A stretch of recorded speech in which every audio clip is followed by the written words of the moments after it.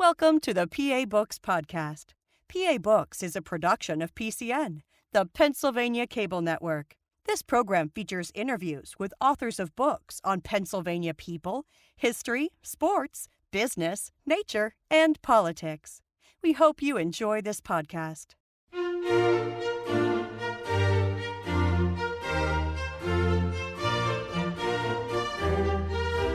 This week on PA Books, Pat Farabaugh, author of Disastrous Floods and the Demise of Steel in Johnstown.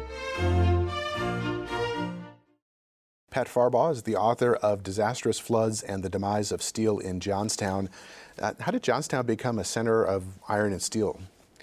Thanks for having me, Phil. I appreciate the opportunity to talk about Johnstown. It really is a place that steel has a lot of history in. It was David McCullough, the renowned historian, his first book he wrote was The Johnstown Flood. And in that book, he mentioned the age of steel can fairly be said to have begun here. And it was an important point on the mainline canal system. And it was at a place where you had bituminous coal in the mountains above, and it quickly flourished. It employed 7,000 men in 1860, shortly before the beginning of the Civil War. And it also has some railroad history as well. The mainline canal system came from the eastern part of the state, and it would reach all the way to Johnstown, but in the area between Hollidaysburg, Pennsylvania, and Blair County, and Johnstown, which sits in Cambria County, the terrain was too rugged. I just drove over that mountaintop today, and some of the first rails in our country were laid through that area. And the first tunnel, the Staple Bend Tunnel, the first railroad tunnel in the U.S. was put there. But it was a strategic location. You had the confluence of the rivers, the little Conemaugh and the Stony Creek there to form the Conemaugh, which runs into the Allegheny, and quickly emerged on that mainline canal system as an important transfer point. So talk a little bit more about that canal system. Maybe people don't know a lot about that. Can you talk a little bit about its history and what it connected? Absolutely. So you had the Erie Canal system, which commerce quickly blossomed on a lot of spots along the Erie Canal route, and the southern part of the state wanted to also have a means of transporting product. And so the mainline canal system, when it took up when they began building that across the bottom part of the state, they couldn't get to Pittsburgh because of that rugged terrain. And so, again, the railroad history in that area was very important. And to get into the first flood, you had the water. You have the Little Conemaugh and the Stony Creek River that form the Conemaugh River in Johnstown. And you had a labor pool. You had natural resources in the coal and the mountaintops above, and you had Johnstown that sat on this confluence of rivers to be able to move goods to Pittsburgh. So how did having this industry in that area affect the geography of it? For example, deforestation, or how it affected the landscape? Well, there's no question that, gravity played a big part in what happened in Johnstown, but there's no question that the mining of the coal in the mountaintops above exacerbated some of the challenges in the city. You had the trees that would absorb much of the water as they were taken off of the ridges above the city to get the coal out of the ground. It created a situation that would obviously prove very problematic down the road. Now, Johnstown, of course, is famous for its flood in 1889. What was the town like in the years leading up to that? Very working class. It was initially known as Schoenstatt. A man by the name of Joseph Schoentz is credited with founding the city in 1769. It very much working class. The people in that area were farmers. They were coal miners, and they worked in the mills, of course, producing the iron and then eventually the steel. And as the railroad industry took off, a lot of the people in that area would also be working in that as well. But a lot of subsistence farming, people that raised their families on the crops that they grew, and farming remains very much a staple in sort of the Tri-County area. Johnstown is in southern Cambria County, but to the south is Somerset County. To the east is Blair County, and even to this day, not the large-scale farming, but still small farming today, and that was the case in addition to the ironworks that a lot of families were fed on the work of farmers and iron producers. Now, in the 1880s, the South Fork Fishing and Hunting Club was established. What was that? So the South Fork Fishing and Hunting Club, once rails were laid all the way across the state, the canal system was no longer needed. And so the Pennsylvania Railroad sold a dam that had once been used in the canal system, the South Fork Dam, that sits above Johnstown, sold it to a group of investors, all connected in some way through Andrew Carnegie. The point person on the transaction was a man by the name of Benjamin Ruff, but they sold the South Fork Dam to this group, the Pennsylvania Railroad did, and it was Pittsburgh business leaders in the iron industry that wanted to have a getaway. Andrew Carnegie had owned a home in Crescent, Pennsylvania, which is also in Cambria County. It sits in the mountains above Johnstown, named Braemar, and he had fallen in love with the Alleghenies. And won't go into detail, but his mother passed in Braemar. He carried those thoughts with him and didn't want to go back to that location, but he loved the Alleghenies. He loved the Laurel Highlands. And so when this opportunity to buy the South Fork Dam became possible, he envisioned just what they called it, a hunting and fishing club, in which they wanted to get away from sort of the grime and the business world, but not have to travel too far. And so they purchased that, and they began to build their club. They would make changes to the dam that would ultimately prove catastrophic. They lowered the dam. It was carriage travel at the time. They put a road across it. They widened it, put a road across it for carriage travel. They removed some runoff pipes, and they also had placed some screens in the dam. They had black bass actually brought in for fishing, fishing and hunting club, and it was a resort for the business leaders of Pittsburgh. Now, in the book, you quote an engineer at the time saying the reconstruction of the dam was not remotely consonant with the elemental principles of engineering. What did they not consult an expert on the renovations they were making? To my knowledge, no. Daniel Morrell, he was the head of the Cambria Iron Works. He was a politician in Johnstown. He was not the mayor, but for all intents and purposes, he ran the city. He had an engineer that was on staff at the Cambria Iron Works, a man by the name of John Fulton, contact Benjamin Ruff, and asked to inspect the dam. Ruff acquiesced, allowed him to come. He reported back to his boss, Morrell, that he felt that there were problems with the changes that were made. And again, I don't think that fishing and hunting club, there was no malice.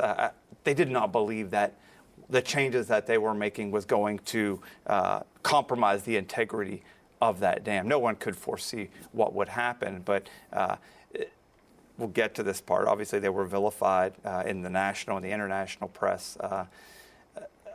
I don't know if they consulted engineers, but I know that John Fulton, who worked for Daniel Morrell, had serious concerns. Now, you also write that it began springing leaks after the renovations. At some point, did they take any measures at all to try to address some of these issues? To my knowledge, no. Daniel Morrell, Morrell joined the club. He wanted to keep an eye on what was going on at the club, so he actually sought membership and was granted membership in the club. And I don't want to suggest, Phil, that they let the dam go unrepaired whatsoever, but they never made the changes that were recommended by Morrell and Fulton, significant structural changes. So what was the specific weather event that would ultimately lead to the flood? So there was a storm, and this would actually happen a couple of times. There were storms that formed across the Midwest. The jet stream brings storms. It formed in late May, on May 30th. This is 1869, so not long after the conclusion of the Civil War.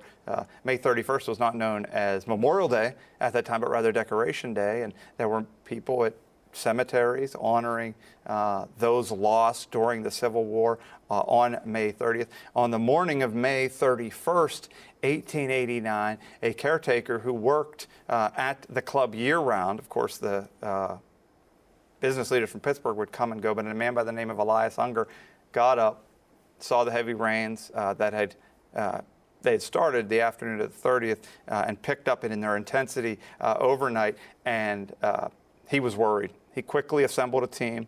They tried several different strategies the morning of May 31st. They tried to, it's an earthen dam, so they tried to mound dirt to increase its height. That was not successful. They tried to create some places where the water that was building pressure against the earthen wall could be alleviated.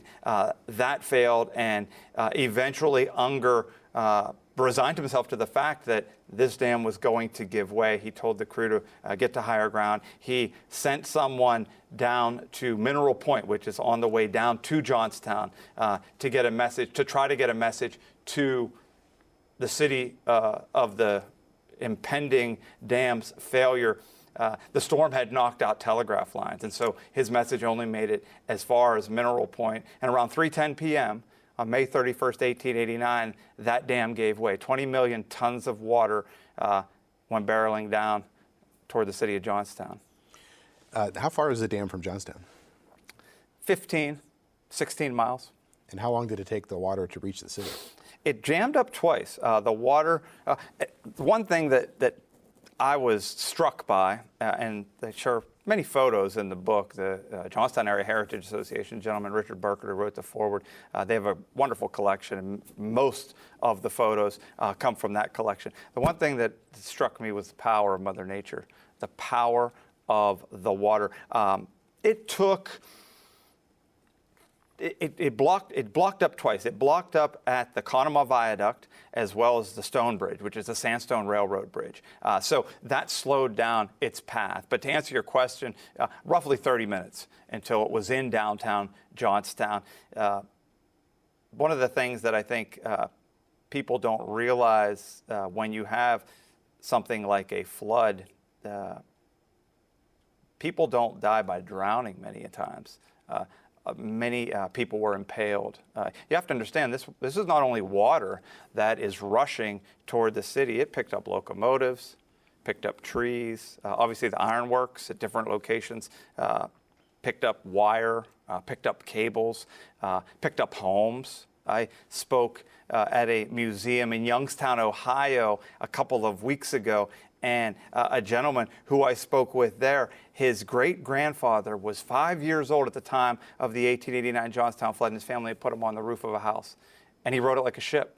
He lost some family members, but his great-grandfather rode it, and they found him eventually. So to answer your question, it took about a half hour to 40 minutes to get downtown. Again, there were people who drowned. There were people who were impaled. There were also, ironically, in a flood at the Stone Bridge, one of the places where the water blocked, a fire burned for 3 days. And many people lost their lives during a flood in a fire. Now, the flood ended up killing 2,209 people, including 99 entire families. It must have been devastating for that community. No doubt. It was, and even if you were fortunate enough to still have your life on the morning of June 1st or late in the day on May 31st, in so many instances, every earthly possession that you owned was gone. The city was decimated. It was, Woodvale was especially hard hit. You mentioned roughly 2,200 in the community of Woodvale, 1,100, roughly half of the folks who lost their lives were from that community. It was surreal. It was, it doesn't look like anywhere on earth in the aftermath of something that catastrophic. Now, you've probably looked at photos of the aftermath. What strikes you when you look at those photos? A couple of things. One is the power of Mother Nature, as I mentioned, just the way roads, railroad tracks, bridges are gone where they once were. And you look at a scene that you've driven by or you've gone by hundreds of times, and you wouldn't be able to recognize it if you were blindfolded and taken to that location. The other thing, Phil, is the randomness of where things pile up.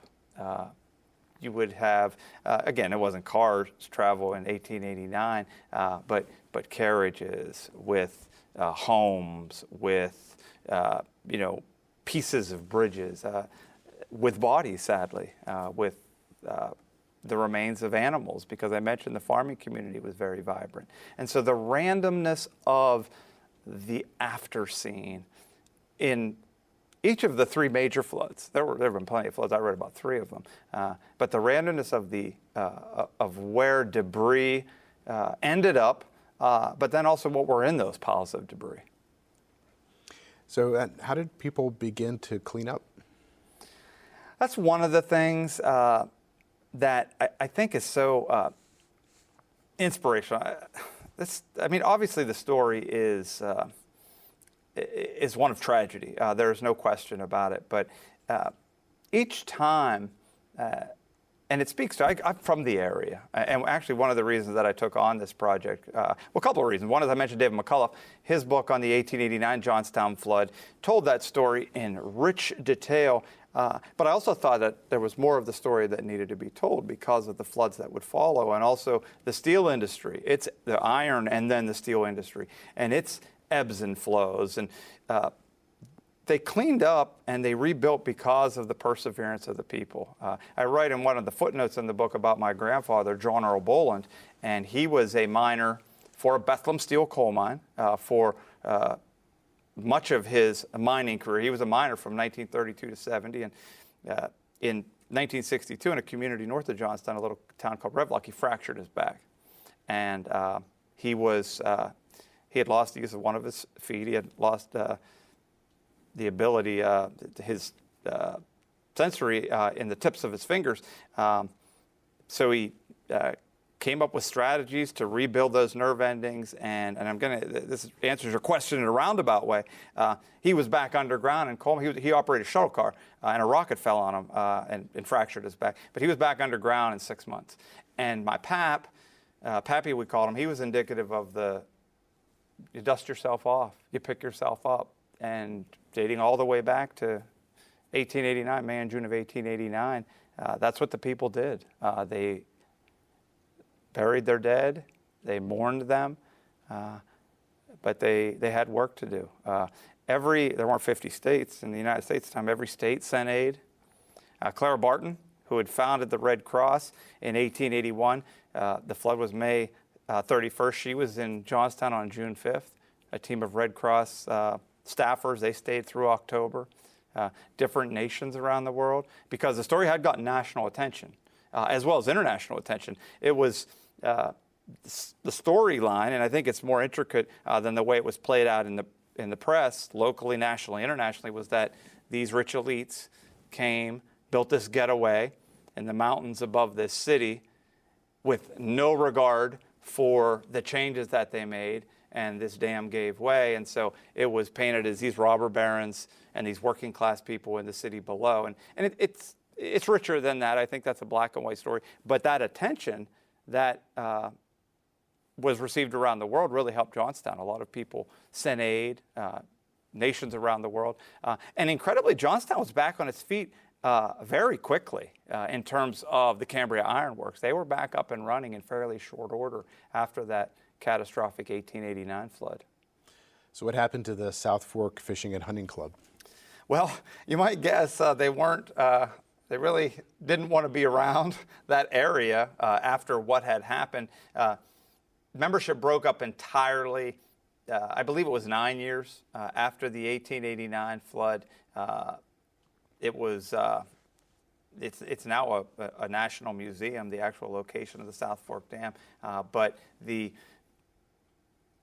members who had founded it, they never went back. And actually, interestingly, Andrew Carnegie, who they were all connected, he never had occasion to go to the club even before the dam broke. Actually never made the trip to the resort that he had rather rallied these people around to purchase. But yeah, they did not use it, and would become a must-see for people passing through the area because of its notoriety. So you mentioned that the iron industry recovered, Cambria Iron Works recovered and started working. So as the clock ticked into the 20th century, how did the steel industry transform at that point? Well, there were a couple of different operators. The Cambria Iron Works had operated under that name from its founding in 1852 until 1898. Then they changed their name to Cambria Steel, and they operated under that title from 1898 until 1960. And then the Midvale Steel and Ordnance Company, which was headquartered in Philadelphia, bought the holdings and operated from 1916 until 1922. And then Bethlehem Steel, which I write about rather extensively in the book, in addition to the ebbs and flows from the floods, they would operate from 1922 until 2003. And under Bethlehem's watch, Johnstown blossomed. They would shift from an iron producer to a steel producer. Charles Schwab, he was the CEO for Bethlehem when it was purchased in November of 1922, when Bethlehem purchased it from Midvale Steel. And he was someone that was an innovator in the steel industry. He was a forward thinker. He was someone that would take chances. He put Bethlehem on the map. He was the right man at the right time with the right attitude to help the steel industry blossom into a business behemoth. And where there are mills, there's mines, and the coal industry blossomed as well in the area above Johnstown, not so much in Johnstown, but in the mountains, actually in the mountains where I grew up, where my grandfather was a coal miner. And under his watch, Bethlehem is headquartered in the Lehigh Valley. Johnstown was one of their most significant holdings, but under Charles Schwab's watch, Johnstown's operations would grow, its operations in the Lehigh Valley. They would open a plant in Buffalo, Lackawanna plant, Sparrows Point, New York. They would have a location out in the Pittsburgh area, their Stilton mills, and it was booming. And during the war years, Bethlehem produced a lot of steel and found a lot of success. Charles Schwab, he lived a big life. He was from Williamsburg, which is in Blair County, before his family moved to Loretto, Pennsylvania. He took chances, and those chances paid off. He, at one point in his life, owned the largest private residence in New York City. It was larger than Carnegie's. Carnegie is famous for saying, "Have you seen that police at Charlie's? It makes mine look like a shack." So he lived a large life, but he rode the waves of the steel industry. He died in 1939, more than $350,000 in debt. Charles Schwab did. And so he was integral to the steel industry's success, not only in Johnstown, but in the other locations for Bethlehem Steel. Now, in September of 1919, there was a major strike. What happened? The steel industry, right, Charles Schwab and then his successor, Eugene Grace, they were staunchly anti-union. They were, like many other steel leaders, Carnegie, other steel leaders, they like to control operations. They like to have the housing, the company store, and make sure that the profit margin was significant. And did a very good job of that for a while. I sort of bookend the labor movement with the strike of 1919 in the book and the strike of 1959. The 1919 strike, I would argue, were really the first shot over the bow to management that labor was going to make a push. And 300,000 mill workers and miners, not only in Johnstown, but around the country during that 1919 strike, honored the call. In Johnstown, 15,000 walked off the job, and they hung in there as long as they could. Eventually, they were granted sort of some modest concessions by management, but it was, again, I equate it to a warning shot to the steel leaders that the miners were becoming disgruntled with not having discretionary income and having their lives controlled to the extent that they were by the mine companies, the steel and mine companies. How did the strike come to an end? community pressure, really. In Johnstown, at least, I can speak to that because I'm versed in that through my research in the book.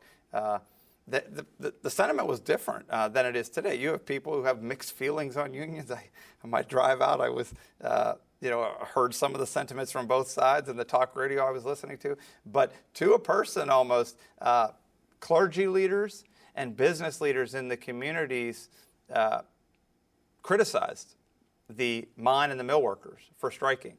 The prevailing thought among business and religious leaders who carried some clout was that you want more discretionary income in your pocket, save. And not so much that the management, the leaders of these companies, should be bumping up your wages.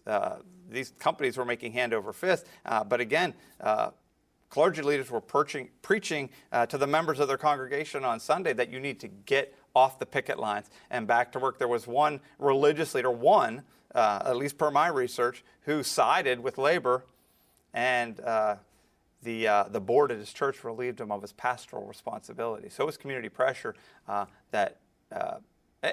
running out of money too, to put food on the tables for their families, that pushed them to end the 1919 strike. How was Johnstown affected by the Great Migration of African Americans from the South? There was not as many African Americans that settled in Johnstown as in other areas, but the wars, Bethlehem and other steel producers in western Pennsylvania, they would go south, and the African American population grew much more slowly in Johnstown than it had in other parts of the Northeast and the Mid-Atlantic regions. But during World Wars I and II, Bethlehem began to more aggressively pursue African Americans to fill out their labor pool. And again, because they had lost so many of the people in their plants to service in the war against the Germans in World Wars I and II. Now, the 1920s was a time when the Ku Klux Klan was being reinvigorated around the country. Was there a presence of the Klan in the Johnstown area? There was. It was like other communities. It was a place where we had, discrimination and bigotry and, a wariness of the other. And there were claverns that grew fairly large over the course of the 1920s. It was a very precipitous rise in Klan activity over that period of time. And then it would drop off almost as quickly as we entered the 1930s. Yeah, you mentioned in the book that Johnstown was one of the first cities in Pennsylvania to establish clavaliers, the military secret police units of the Klan. How active were they in the town? They were. They had a presence. There's a book that came out recently that talked about the mayor of Johnstown. At one point, there was some violent activity, and he forced out the Mexican population, as well as effectively as he could, the African Americans who had migrated from the area or had settled in the area. It was it was a place where the Klan did have some success in organizing and in generating momentum for that movement. Now, the 1930s, of course, is known for the Great Depression. How did the Depression affect the steel industry and the economy in Johnstown? It really sowed the seeds, continued to sow the seeds for the labor movement. The steel industry, I equate it to, the iron and then the steel industry, a roller coaster. You have, much like Charles Schwab's life, the leader of Bethlehem Steel, boom and bust periods. And obviously the Great Depression, the stock market crash, it was a downturn for the industry. And it created an opportunity for labor organizers to come in, and again, people were struggling to make ends meet, to feed their families because of the economic conditions, and it set the stage for what would happen. The labor movement is very much like a pendulum. Management had all the cards for many years, and then the strike of 1919, the Great Depression, the stock market crash created space to rally workers around organizing and using the power of a group. And then ultimately, and I don't want to skip ahead in our conversation, but it would result in challenges for steel leaders because of the salaries, the wages, the benefits packages, the vacation packages that they would be able to negotiate. Now, the second big flood you talk about in your book took place in 1936. What happened? So there were other flood events. I don't want to suggest that this was a city that has had 3 floods. It sits in a valley. We talked about as the coal was taken off, as different things happened in the mountains. They didn't practice necessarily the proper farming techniques. So you had a lot of runoff. There were floods in 1891, 2 years after the Great Flood of '89, 1894, 02, 07. In 1936, it's called the St. Patrick's Day flood. There was a very, very heavy snowfall the winter, December through February 35 and 36. And it stayed cold. So the snow, you didn't have that periodic, because we often do. You get some snow, it warms up, it melts. You had the snow accumulate, and then you had a storm form, and you also had rising temperatures. And as the temperatures rose, that rain kept coming, it melted that snow. Those 2 factors together resulted in the 36 flood. Joseph Shantz, I mentioned, the founder of Johnstown, in an image that was captured in a photo. A statue of Joseph Shantz was decapitated. You could see it floating through the water. Water levels downtown actually rose at a couple of locations higher than they had in the 1889 flood. Now, the terms of loss of life, loss of property wasn't nearly as catastrophic. 24 people were killed in the 1936 flood, and a lot of those lives were saved. Johnstown has some signage. They have an incline plane that had been used by Cambria Steel, and it had been sold to the community to advertise as the steepest vehicular incline in the world. It was used to lift people to safety. About 2,000 people were able to get away from the rising floodwaters and were carried up Yoder Hill to a community above Johnstown, Westmont, by the use of the incline plane that, without question, saved many lives that would have otherwise been lost. Now, you say in the book that on Washington Street, mannequins floated in the floodwaters, creating an eerie scene. What was there a photo of that, or is there some record of it? Yeah, there was. It speaks to what I mentioned to you earlier, the unusual images that you would see. The 77 flood, there were baby grand pianos that were floating on the top of the water. And then when the water receded, they rested in the mud and the muck. And that's another thing I mentioned, and again, not to conjure up images in people's minds of that are gruesome, but I mentioned the people losing their life to being impaled. But you think water, when the water recedes, the mud, the muck, the filth, people's basements, the animal remains, the food spoilage, all of those are things that have to be taken care of during that subsequent cleanup. But just like 1889, scenes that seemed almost surreal, that how could this be the same place that it was the day before? Those same kinds of scenes, like the mannequins floating in the water, you don't even, you see that spot and it's hard to even recognize what it was previously. Was the city better prepared this time around? I don't think so.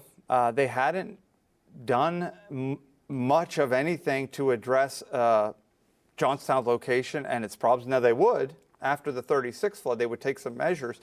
But from the primary objective, Phil, after 1889 was, let's get the ironworks up and running again. Let's get back to people working at their jobs. Now, after the 36 flood, right, this is the second major flood.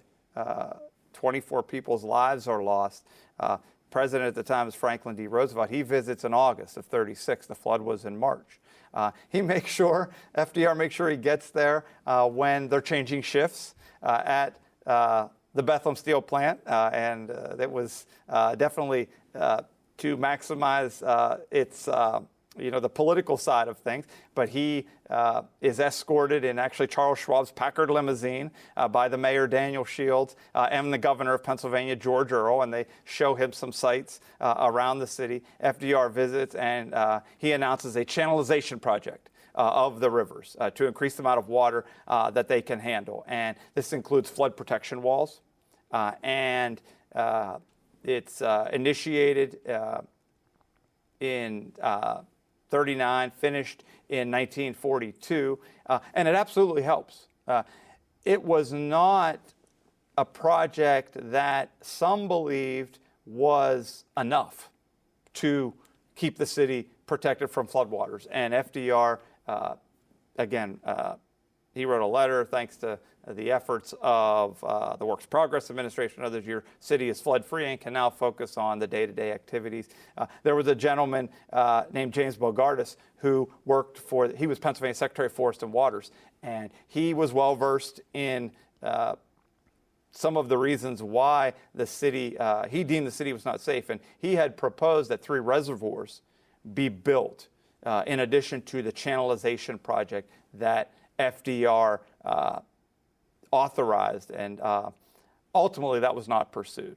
And again, it's easy just as to vilify the South Fork Fishing and Hunting Club. Could they have been more, obviously more careful and more erring on the side of caution? Yes, but would Bogardus's reservoirs have protected Johnstown in 1977? Perhaps, but it is also important not to sort of second guess and be able to look back now and think what might have been. But a channelization project was initiated, and without question, in other serious rainfall events, it worked to keep Johnstown safe. But then, of course, 1977 would come around. Now, a few years after this flood, World War II comes around. You mentioned before the boom and bust cycles for the steel industry. Usually wars are big business for the steel industry. How did that affect this one? No doubt. World War II was proved very profitable for Bethlehem Steel. Eugene Grace, the CEO of Bethlehem Steel, who had succeeded Charles Schwab, he promised that Bethlehem Steel Corporation would produce a ship a day for the war effort, and actually exceeded that goal. Promised FDR that by a number of ships. It was a very lucrative time for Bethlehem Steel and other steel leaders, without question.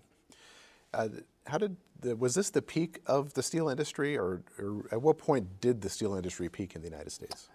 World War II is absolutely one of the peak periods. World War I would have been another. For Bethlehem Steel, World War II, specifically Bethlehem Steel, that was when they were able to generate the kinds of profits that they even acquiesced and bumped up the wages of their laborers without it being the result of a strike in negotiations. And for Bethlehem Steel specifically, World War II proved the most profitable period for them. The one thing that I think that also caused was some complacency. Eugene Grace, in my judgment, was not the forward thinker that Charles Schwab was. Eugene Grace had recognized the pattern in the steel industry that, again, analogous to a roller coaster. There's a downturn, there's going to be an upside as well. And I think to Bethlehem Steel's detriment, he was not thinking about some of the other confluence of factors that were going to ultimately hurt the bottom line at his company. Was Bethlehem Steel an innovative company? Under Schwab, yes. Under Eugene Grace, no. He was someone, Grace was. He was a leader that would not keep his company in the cutting edge in terms of investment, capital improvements. He, as well as other members of his team, and again, this is paraphrasing, but we're in a position to only move or to only innovate or to only invest if it becomes necessary to do so. And I gave a presentation out at the National Museum of Labor History, which sits in the shadows of the casino in Bethlehem, Pennsylvania, and there was a U.S. steel leader there. And one of the things that he recalled, he was in the courtroom with these business leaders who were pleading for higher barriers of entry for foreign steel. I don't think that Eugene Grace appreciated the challenges that were on the rise. And one of those was foreign steel. It was able to come into the country, be produced much more cheaply, and it would flood the industry after World War II. And so no, to answer your question, I don't think that now, if the roles were reversed, if Charles Schwab was a steel leader during World War II in that period, I don't think he would have operated differently. But ultimately, substitute products, the rise of the labor movement, cheaper imported foreign steel, environmental regulations, now the Department of Environmental Protection, but the Department of Environmental Resources at the state level, the Environmental Protection Agency at the federal level, they were requiring, just like we're seeing in the automobile industry now, they were requiring steel companies to produce steel more cleanly. You had a man like Eugene Grace who was very slow at the switch in terms of trying to produce steel more cleanly. He was using the open hearth furnace process when many of his rivals had switched to the basic oxygen furnace process, which is a way to produce cleaner steel. So the steel industry is going to collapse under the weight of these factors, but Eugene Grace probably exacerbated the problems and maybe brought that demise about more quickly because of some of his missteps. You mentioned briefly earlier the 1959 strike. How did that come about? Well, the labor leaders realized that the pendulum, to use that analogy, had swung over to, or I beg your pardon, the management, the members of management of these steel companies had realized that labor had negotiated very lucrative salaries. And you have to remember, when the iron and steel industry is booming, right, they employed a lot of people. When those people retire, you have to pay their pension plans. And so the strike of 1959 was brought about because they were having, Bethlehem specifically, a very, very difficult time paying the pensions for the growing number of retirees, in addition to the higher wages that had been negotiated over the 40 years since the 1919 strike.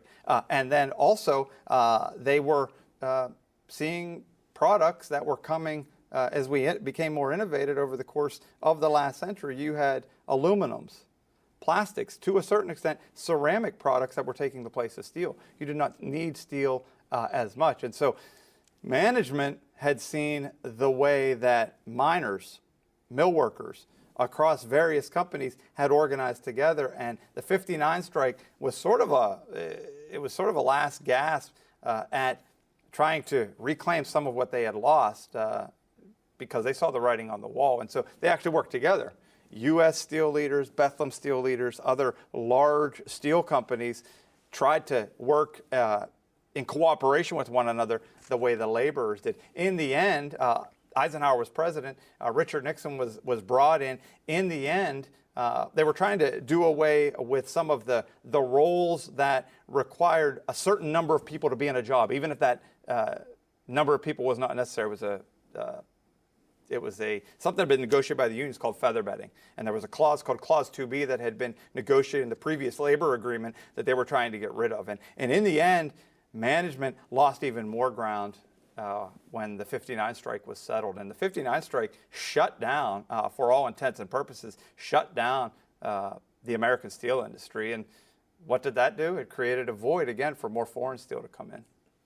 So a few years after this strike, the Vietnam War comes around. Again, another war that did Bethlehem Steel benefit from the emergence of this war? They did, as in the previous conflicts that the U.S. was in, World Wars I and II, the Korean War during the early 1950s.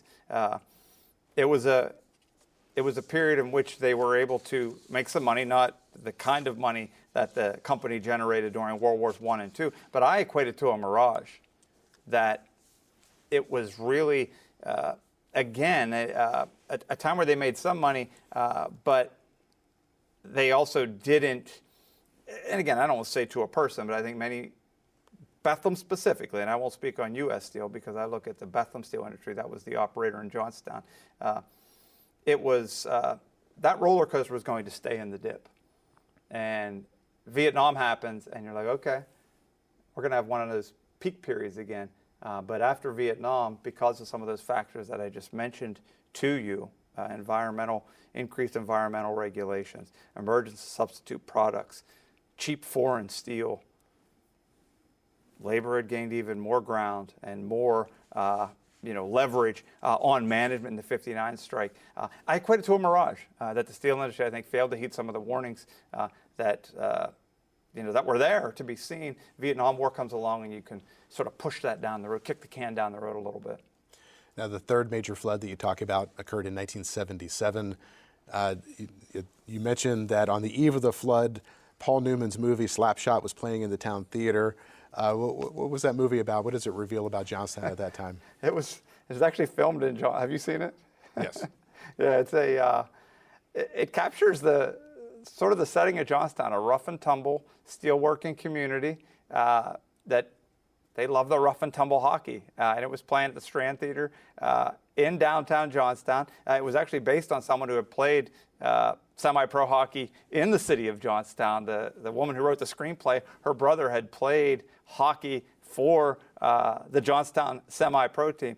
It was playing. There are some parallel similarities between the 1889 flood and the 1977 flood. It was the night of the All-Star game. As we're recording this, it's opening day for the Pittsburgh Pirates. But Dave Parker, the Pirates outfielder, was playing in the All-Star game. Many of the people I interviewed remember staying up to see how Parker would fare for the National League in that game. It started raining heavily around 6:30 on the evening of July 19th, 1977. Flash flood warnings were issued not just for Johnstown, but for a bunch of countries around the area, 7 countries. The mayor of the city, Republican Mayor Herb Fuel, he toured the city, and you actually had locations where people had gathered because their homes were underwater or in risk of becoming underwater. They had convened at several different locations, and he visited the Meadowvale School, which was one of those locations, and he would declare the city a disaster area around 2 a.m. Sadly, electricity was out in many areas, so people weren't aware of the flood. Similarly to what had happened in 1889 in Hornerstown, like at the Stone Bridge, there were 2 fires that oil had spilled on the water and caught fire. So that was similar to what happened in 1889. And then there was another dam break in the community of Tanneryville, which was very much a working class community. There was a dam that sat above Tanneryville, the Laurel Run Dam. It had been built in 1869, so actually before the 1889 flood, to help the city meet its water needs. And similarly to the concerns that Daniel Morrell had for the South Fork Dam, various inspectors had looked at the Laurel Run Dam as recently as 1970, and the Federal Emergency Management Agency, FEMA, had classified it as a high hazard dam. Well, that dam broke apart on the morning, around 2:30 a.m. on July 20th. That dam gave way, and many of the victims, 86 people would be killed in the 1977 Johnstown flood. 34 of those people were from Tanneryville, and there was one housing unit there, the Solomon Run Homes. That was, most of those 34 came from that unit. I actually, since my book came out in October, I delivered a presentation in Blair County, and it's been really fascinating. In the county I live in, Indiana County, which sits next to Cambria, 2 women who spoke up there were in the 1936 flood, and they shared some of their stories. When I spoke at Blair County, speaking of the Laurel Run Dam, they were counselors at a camp, Camp Wapsanonik, which is a mountain, Camp Wapsie for short, and they had 2 boys who were from Tanneryville the morning after, July 20th, and they had to let those boys know, we don't know the status of your family. They tried to reach them, they couldn't reach them. We don't know the status of your community. But that dam, which had been recognized by inspectors as a high hazard dam, again, a lot of parallels with the South Fork Dam, it gave way. And the other thing that happened in Tannerville, which we talked a little bit about, was the damage, the power of water. Tannerville was isolated by and large. You couldn't get vehicles in because the roads had been washed out. When the Laurel Run Dam gave way, again, you see just big chunks of blacktop and bridges, non-traversable. And so the only access in the early hours of July 20th, well, even into the following day, was by helicopter into Tannerville to try to find out what went on. And actually, a lot of the news outlets, the Johnstown Tribune-Democrat newspaper, they didn't appreciate the magnitude of it. They didn't even know during the morning of July 20th the severity of what had happened in Tannerville. And as I mentioned, 86 people lost their lives in the 1977 flood. More than 7,000 people were displaced, and some eerie similarities to what had happened in the Great Flood of 1889. Now, one of the key figures in Johnstown for many years was Congressman John Murtha. What was his role in the community there?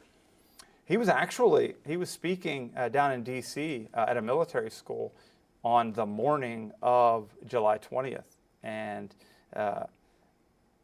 they notified him of what had happened. He asked for a helicopter and was granted one by the federal government. He flew back to Johnstown that morning, sort of used the Johnstown airport as a base of operations. And he receives high marks, Phil, by Republicans and Democrats alike, people I talked to, and oral histories that I researched in conjunction with this project for helping get Johnstown back on its feet. Murtha would bring business to Johnstown. He was certainly, in 1977, he was someone that helped get the cleanup going, but I also think he understood the crystal ball, seeing where the steel industry was headed. He, a longtime congressman from 74 to 2010, and he used some of his political clout and influence to bring some federal money to Johnstown. But by and large, and I write about this a bit in the epilogue, a lot of the projects that Congressman Murtha brought back really never took root. They were not long-term sustainable employment opportunities. And of course, he died suddenly, surgery that was relatively routine in 2010. And you talk about a city that was hit with a lot of different blows, with the demise of the steel industry, with obviously Mother Nature. A lot of that federal money dried up with the passing of Murtha a little more than a decade ago. So you mentioned the demise of the steel industry. In previous floods, 1889, you had said earlier that they were eager to get the mills back up and running. Was it the same for the 1977 flood? No, it was very much fits and starts.